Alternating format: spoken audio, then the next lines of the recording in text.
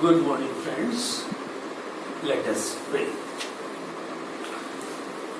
सर्वशक्तिमान पिता हमारे स्वामी, इस वक्त हम आपके हुजूर पर अपने सरों को झुकाते हैं।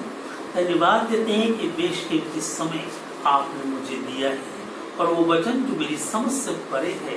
हे पिता, मेरी समझ को खोल दीजिए, मुझे पवित्र आत्मा से गाइड कीजिए और जो कुछ आप मेरे थ्रू अपने बच्चों से बोलते हैं, हे पिता, उसको अच्छी तरह मैं समझने वाला और उस पर विश्वास करने वाला बन सकूं। यह सब कुछ आपके पुत्र हमारे उद्धारकर्ता प्रभु यीशु मसीह के नाम से मांगते हैं, आमीन।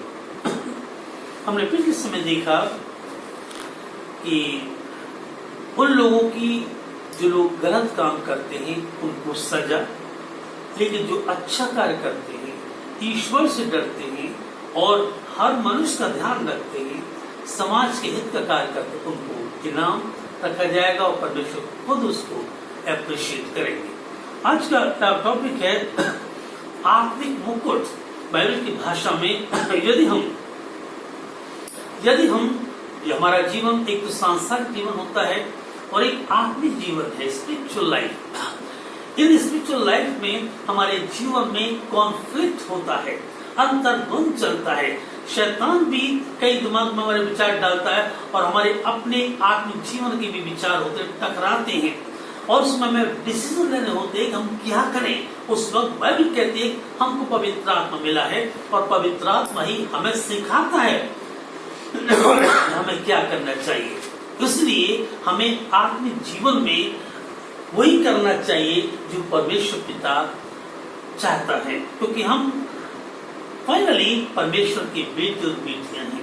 हम उनको निराश नहीं कर सकते। इससे हमारा चाल चलन, हमारी विचारधारा, हमारा विश्वास, हमारा कैरेक्टर पूरी रीति से परमेश्वर की मर्जी के अनुरूप और खरा करना चाहिए। लिखा हुआ है आत्मिक क्रम, आत्मिक मुकुट। हर एक पहलवान सब प्रकार का संयम करता है। वो तो मुरझाने वाले मुकुट को पाने के लिए करते हैं, लेकिन हम तो उस मुकुट के लिए करते हैं जो मुरझाने का नहीं। पहला कुरिन्थियों उसका 9 अध्याय की 25 आयत में सेंट पॉल इस बात को लिखते हैं।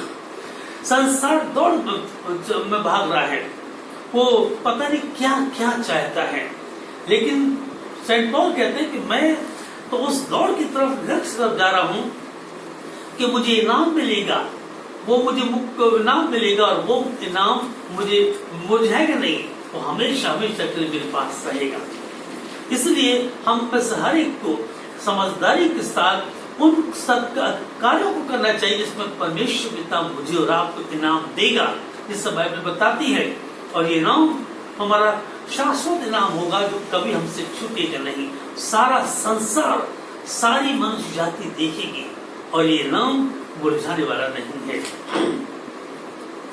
धार्मिकता का मुकुट, 2 तीमुथियुस 4 अध्याय की 8 आयत में सेंट पॉल दोबारा की बात को कहते हैं, भविष्य में मेरे लिए धर्म का मुकुट रखा हुआ है, जिससे प्रभु जो धर्मी हैं उनके लिए उस दिन सबको देगा और उस प्रकट होने जो उसके प्रकट होने को प्रिय जानते हैं। सेंट पॉल इस बात को कहते हैं कि भविष्य में उन्हें मालूम था कि जो कार्य परमेश्वर मुझे दिया है मैं कर चुका हूं।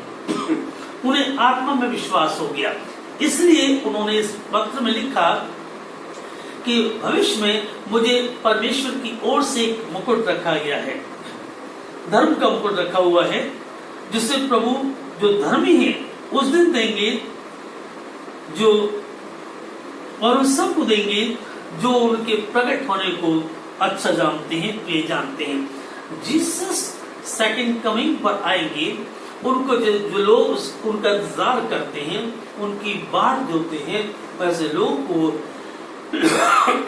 जरूर से इनाम देंगे। क्राउन यानी जीवन का मुकुट, या जेम्स चैप्टर 1 वर्स 12 में, यानी याकूब अपने खत में लिखते हैं, धन्य वो मन जो परीक्षा में स्थिर रहता है, क्योंकि वो खरा निकल कर जीवन का मुकुट पाएगा।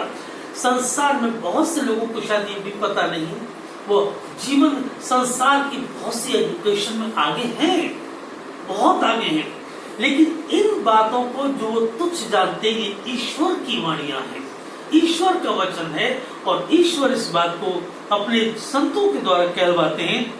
धन्य वो मनुष्य जो परीक्षा में स्थिर रहता है। इंसान का दो तरह का जीवन है, एक सांसारिक जीवन और एक आत्मिक जीवन। आत्मिक जीवन में जब इंसान गलत काम करता है, उसकी आत्मा से कच्ची उठती है, और जब संसार की अभिलाषा में फंसकर परीक्षा में चला जाता है, तब पवित्र आत्मा से गाइड करता है। उस वक्त से बहुत से त्याग करने पड़ते हैं, अपने अभिलाषाओं को मानना पड़ता है, अपनी प्यास को मानना पड़ता है, और तमाम अपनी खुशियों को मानना पड़ता है, और वो अपने लक्ष्य को प्राप्त करना चाहता है। इसमें परमेश्वर की मर्जी है। इसलिए याकूब लिखते हैं, धन्य वो मनुष्य जो परीक्षा में स्थिर रहते हैं। इसलिए जो परीक्षाएं हमारे ईश्वर की ओर से हैं, या हमने अपनी अभिलाषा में फंसकर परीक्षा में पढ़ चुके हैं, तब हम इन समय पर हम स्थिर रहते हैं, हम डगमगाते नहीं, हम विचलित नहीं होते, प्रभु यीशु मसीह पर विश्वास रखते हैं। तो याकूब अपने खत में लिखते हैं, तब हम खड़े होकर निकलते हैं, तब हमें वो मुकुट मिलता है जो परमेश्वर पिता में देते हैं, जिनको परमेश्वर ने प्रतिज्ञा की है कि हम तुमको वो मुकुट देंगे। महिमा का भी मुकुट है। पहला पत्रस 5:4, जब प्रधान रखवाला आएगा, चीफ शेफर्ड यानी Jesus Christ is about to come in his own second coming. प्रभु यीशु मसीह आने वाले हैं, और जब प्रभु यीशु मसीह आएंगे, तो उस वक्त वो एक चीफ की हैसियत से, चीफ तो है ही, की हैसियत से आएंगे, और वो लिखा है उन्होंने, वो तुम्हें महिमा का मुकुट देंगे जो कभी मुरझाएगा नहीं।